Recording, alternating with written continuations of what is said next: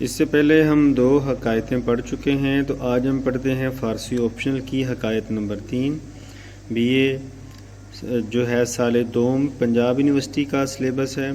تو حکایت نمبر 3 میں شیخ سعدی رحمۃ اللہ علیہ فرماتے ہیں، ملک زادہ ای را شنیدم، ایک بادشاہ کے بیٹے کے بارے میں نے سنا۔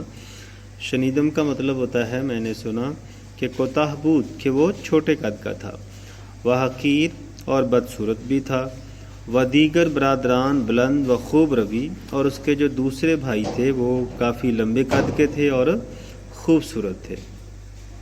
باری ایک دفعہ ایسا ہوا، پدر بکراہت و استحقار نظرمی کرد، باپ نے بڑی حقارت اور نفرت کی نظر سے جو ہے وہ اس بیٹے کی طرف دیکھا۔ پسر بفراست و استفسار، بیٹا عقل و فہم سے جو ہے بے جائی آورد، جواب کو جان گیا، مطلب سمجھ گیا۔ وہ گفت، اور اس نے کہا، ہی پدر، اے والد محترم، کوتاہ خردمند، چھوٹے قد کا عقل مند، بہتر ہوتا ہے کہ نادان بلند، لمبے قد کے بے وقوف سے۔ نہ ہر چیز بقامت بہتر، ایسا نہیں ہے کہ جو چیز قد میں بہتر ہو بقیمت بہتر، وہ قیمت میں بھی اچھی ہو۔ جیسے دیکھیں نا، الشاۃ نظیفہ والفیل جیفہ، بکری حلال ہے، ہاتھی حرام ہے۔ پھر اپنی بات کی وضاحت شیخ سعدی اشعار میں کرتے ہیں۔ پہلا عربی کا شعر ہے اور اس کے بعد فارسی کے ہیں۔ اقلا جبال اردی طور و انہو، یعنی کہ چھوٹا پہاڑ جو زمین میں وہ طور ہے، اس کے باوجود لآدم عند اللہ قدر و منزلہ، لیکن اللہ کے نزدیک اس کی بڑی قدر و منزلت ہے قد چھوٹا طور پہاڑ کا، لیکن اللہ کے نزدیک اس کی بڑی قدر و منزلت ہے۔ شنیدی کے لاغری دانا، کیا تو نے سنا ہے کہ ایک لاغری دانا، ایک عقل مند دبلے پتلے شخص نے گفت باری، کہا ایک دفعہ، کس کو کہا؟ با ابلہی فربا، موٹے تادے بے وقوف سے۔ کیا کہا؟ اسب تادی وگر ضعیف بود، عربی گھوڑا اگرچہ ضعیف بود، کمزور ہوتا ہے، ہم چنان استویل خربا، لیکن پھر بھی وہ گدوں کے استبل سے، خر کہتے ہیں گدے کو، گدوں کے استبل سے بہتر ہوتا ہے۔ پدر بخندید، باپ مسکرایا، وہ ارکان دولت پسندیدند، اور اس کی جو وہ ارکان دولت پسندیدند، اور جو سلطنت کے عہدے دار تھے ان کو بھی یہ بات پسند آئی۔ و برادران بے جان برنجیدند، لیکن اس کے جو بھائی ہیں وہ اس کی جان کے درپے ہو گئے، مطلب جانی دشمن بن گئے۔ پھر اپنی بات کی وضاحت کے لیے وہ شعر دوبارہ پھر لے کے آتے ہیں۔ شیخ سعدی کا یہ انداز ہے کہ وہ اپنی بات کو اشعار اور مثالوں کے ذریعے سے سمجھاتے ہیں۔ تا مرد سخن نہ گفتہ باشد، کہتا ہے کہ جب تک آدمی بولتا نہیں ہے، نہ گفتہ باشد، نہیں بولتا، عیب و ہنرش نہ ہفتہ باشد، اس کے تمام عیب اور ہنر چھپے رہتے ہیں، مطلب اس کی خوبیاں اور خامیاں چھپی رہتی ہیں۔ ہر بیشہ گمان مبر کے خالی است، ہر جنگل کو خالی مت سمجھ، باشد کے پلنگ خفتہ باشد، ہو سکتا ہے کہ چیتا سویا ہوا ہو۔ اچھا جی، پھر ایسا ہوا، شنیدم میں نے سنا کہ ملک را در آن قرب دشمن صاحب روی نمود، کہ اسی دوران بادشاہ کو ایک سخت دشمن نے گھیر لیا، بادشاہ کی طرف ایک سخت دشمن نے حملہ کر دیا۔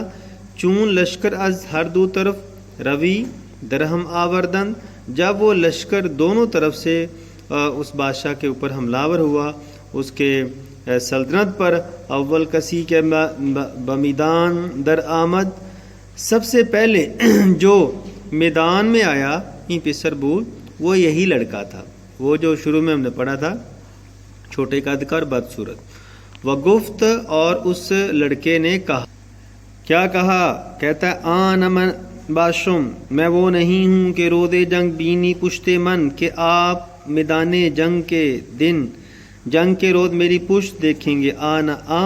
منم گرد درمیان خاک و خون بینی سری، میں وہی ہوں میں وہ ہوں، اگر خاک اور خون میں لپٹی ہوا میرا سر دیکھو گے تو وہ میرا ہی ہوگا۔ کہاں کے جنگ آرت، وہ جو جنگ کرتا ہے، بخون خیش بازی می کند، وہ اپنے خون سے کھیلتا ہے۔ رود میدان جنگ کے دن، وہاں کے بگریز بخون لشکری، اور وہ جو دم دبا کر بھاگ جاتا ہے وہ لشکر کے خون سے کھیلتا ہے۔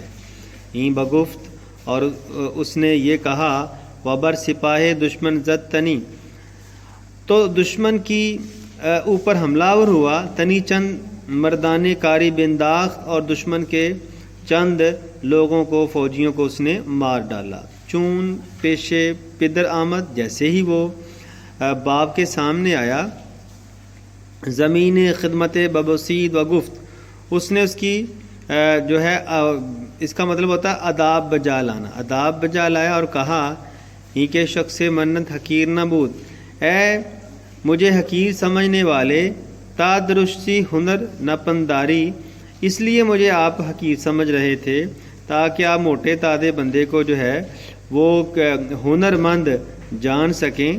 آپ یاد رکھیں، اسب لاغر میان بکار آیت، اسب بھی پڑھ سکتے ہیں، اسب بھی پڑھ سکتے ہیں، اسب یعنی کہ لاغر، دبلا پتلا گھوڑا ہی کام آتا ہے رود میدان جنگ کے دن، نہ گاوے پرواری، نہ کہ موٹا دادا بیل۔ اچھا، آوردان کہتے ہیں کہ سپاہ دشمن بسیار بود، دشمن کی سپاہ بہت زیادہ تھی، وہ اینان اندک، اور یہ جو لشکر والے ہیں یہ تھوڑے تھے۔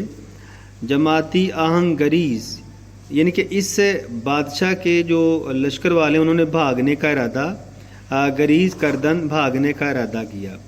پسر نعرہ زد، بیٹے نے نعرہ لگایا، و گفت، اور کہا، ای مردان بکشید، اے نوجوانوں کوشش کرو، یا جامع زنان ببشید، یا آپ عورتوں کا لباس پہن لو۔ سواران را بگفت تن، اس نے سواروں کو یہ کہا، تحور بگفت نے او تحور زیادہ گوشت، تو اس کے یہ کہنے سے جو سوار ہیں ان کا جو تحور ہے، ان کی جو ہمت ہے وہ بڑی، وہ ایک بار حملہ آوردند، اور انہوں نے ایک بار اکٹھے ہو کے دشمن پر حملہ کر دیا۔ شنیدم میں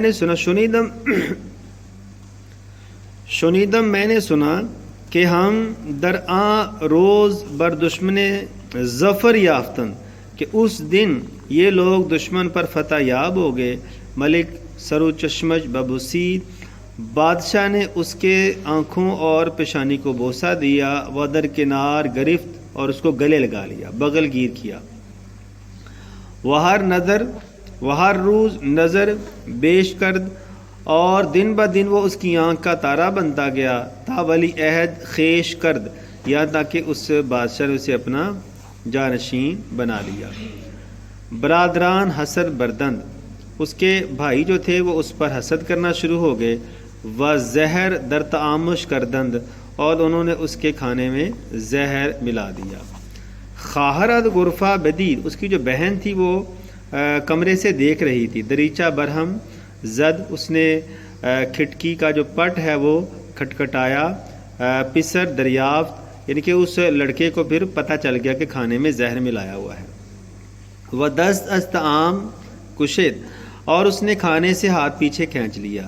وہ گفت، اور اس نے کہا، محالس کے ہنرمندان بمیرن، ایسا نہیں ہو سکتا کہ ہنرمند مر جائیں، وہ بھی ہنران جائے ایشان بگیرن، اور اس کی جگہ جو ہے بے ہنر لے لیں۔ کسینا یا آیت، اب اپنی بات کی وضاحت شیخ سعدی اشعار میں کرتے ہیں، کیونکہ شیخ سعدی کا یہ انداز ہے کہ اپنی باتوں کو اشعار کے ذریعے سے وضاحت کرتے ہیں۔ کسینا یا آیت بزیری سایہ بوم، کوئی بھی الو کے سائے میں نہیں آئے گا۔ ور ہمائی از جہان شود معدوم، اگرچہ ہما اس دنیا سے ختم بھی ہو جائے تو بھی۔ ہما ایک خیالی پرندہ ہے، کہتے ہیں جی جس کے سر سے گزر جائے وہ بندہ جو ہے وہ امر ہو جاتا ہے، بادشاہ بن جاتا ہے، تو یہ ایک خیالی پرندہ ہے۔ پدر را آدمی حال آگہی داتن، باپ کو اس صورتحال کا جب پتہ چلا، آگہی کا مطلب پتہ چلنا، دادن برادران شرا بخونت و گوشمالی موجب بدات، اس نے اس کے بھائیوں کو بلایا اور جو ان کی سزا بنتی تھی وہ دی. پس ہر یکی را اطراف بلاد حصہ معین کرد، پس اس نے ہر ایک بیٹے کا ملک کے حصوں میں حصہ مقرر کر دیا تا فتنہ بنشست، تاکہ فتنہ بیٹھ جائے، و ندا برخاست، اور جھگڑا ختم ہو جائے. اچھا، اس کی وجہ یہ ہے کہ 10 درویش در گلیمی بخسپن، 10 درویش ایک گدڑی میں یعنی کہ ایک کپڑے میں جو ہے وہ سو سکتے ہیں، ایک چادر میں سو سکتے ہیں، ایک چٹائی پر سو سکتے ہیں. ودو بادشاہ در اقلیمی نگنجن، لیکن 2 بادشاہ ایک سلطنت میں نہیں رہ سکتے. اس لیے دیکھیں اس نے اپنے جو بیٹے ہیں ملک کے اندر ان کا حصہ مقرر کر کے کہا کہ تمہاری فلاں سلطنت تمہاری ہے، فلاں تیری ہے، تاکہ جھگڑا ختم ہو جائے. اب پھر وہ اپنی اسی بات کی وضاحت اشعار سے کرتے ہیں. کہتے ہیں نیم نانی گر خورد مرد خدائی، اگر آدھی روٹی خدا کا بندہ درویش کھائے گا، بدل درویشان کو نیمی دگر، تو جو باقی جو آدھی ہے وہ دوسرے درویشوں میں بانٹ دے گا. ہفت اقلیم گر، یہ میرے ار لکھا ہوا ہے لیکن یہ گر ہونا چاہیے. بغیرت بادشاہ، 7 سلطنتیں بھی اگر کسی بادشاہ کے پاس آ جائیں، ہم چنان بندے اقلیمی دگر، تو پھر بھی وہ اگلی جو سلطنت ہے 8ویں سلطنت کو جو ہے وہ پانے کی کوشش میں لگا رہے گا. مطلب درویش جو ہیں وہ قناعت پسند ہوتے ہیں، جو بادشاہ ہیں وہ 7 سلطنتیں بھی ان کے پاس ہوں تو وہ چاہتے ہیں 8ویں بھی مجھے مل جائے. جی عزیز طلبہ، یہ تھی آج کی حکایت نمبر 3 ہم نے پڑھی ہے. تو جلد ملتے ہیں حکایت نمبر 4 کے ساتھ.